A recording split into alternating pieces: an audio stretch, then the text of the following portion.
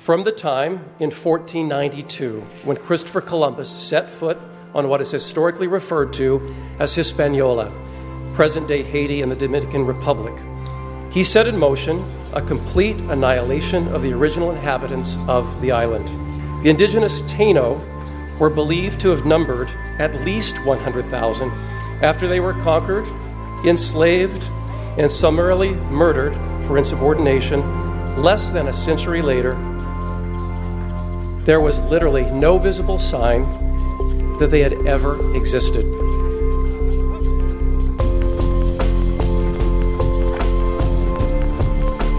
Although Christopher Columbus never set foot on the shores of North America, native people here shared the same fate as those in the rest of the Western Hemisphere. Hundreds of years later, Spanish explorers came to California. By 1769, a system of 21 missions were becoming established, from San Diego to San Francisco. The purpose of the Spanish missions was to subjugate indigenous people to Spanish rule, forcibly convert them to Christianity, claim their land, set up farming, and enslave indigenous people to farm the land. Ironically, the settlements native Californians were relocated to were called reductions.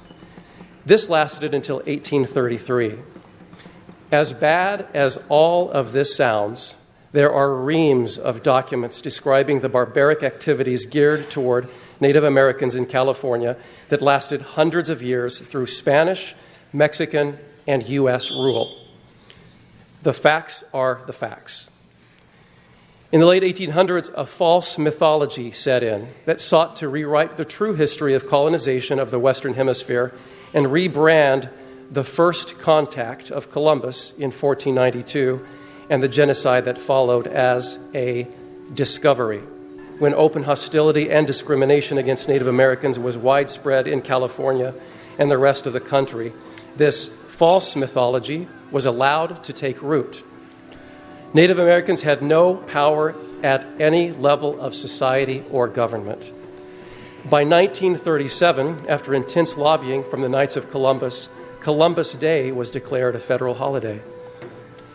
History had been rewritten, the false mythology codified by our own government. The conquest of Americas was literally and figuratively complete once and for all.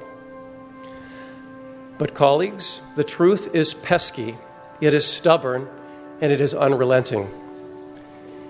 In this country, despite our own violent history, all of our setbacks, all of our struggles, there has always been an arc toward truth, enlightenment, fairness, equality, and healing.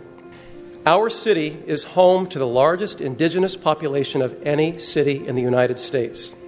Los Angeles County has about 750,000 people of Native American heritage and many more hundreds of thousands of indigenous people from around the world who call Los Angeles home.